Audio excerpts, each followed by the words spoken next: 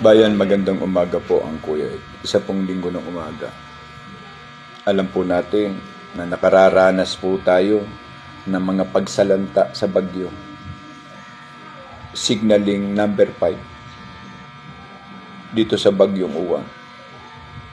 Pero ang katotohanan po ay hindi mapapasinungalingan. Dahil kahit ano pong gawin natin na pagsisikap, kung ang ibubuhos naman na ulan ay mas matindi pa at mataas pa sa criteria na dapat tanggapin, kahit po tayo ay mayroong floodway na kumpirmadong programa, aapaw at aapaw. Ang masaklap lamang dito, bayan, ang programa para sa floodway control ay multo lang.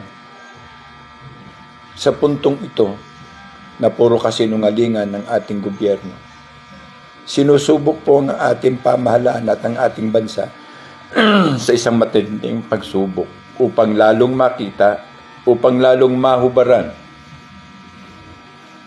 ang isang kasinungalingan. Dahil po ang isang kasinungalingan ay hindi na po maitutuwid pa ng isang kasinungalingan pa. Sa katotohanan na dinadanas natin sa Bagyong Uwan, Diyos lamang ang tanging nating pag-asa. At sa mga nagbuwis ng buhay, nakikiramay po kami sa mga pamilya, kung may pamilya pa mang naiwan at natira. Ang mundo po ay hindi nakaharap sa mas ingrande at kasayahan patungo. Hindi po. Ang ating pong mundo ay papunta sa pagtupad ng salita. Dadanasin natin ang karimari-maring na pagsubok dahil yan po ang nakasaad sa atin. Pero hindi po nakasaad dito ang isang malawig at malawak na kasinungalingan para sa pansarili lamang nakapakanan. Seryoso po ito. Wala pong makakaharang dito. Wala pong magaling sa pagsubok ng langit. Wala pong magaling sa pagsubok ng kalikasan. Sana lamang ay naging taimtim at makatotohanan at ang pagiging matapat sa watawat, sa bayan, at sa taong bayan na inyo pong pinaglilingkuran.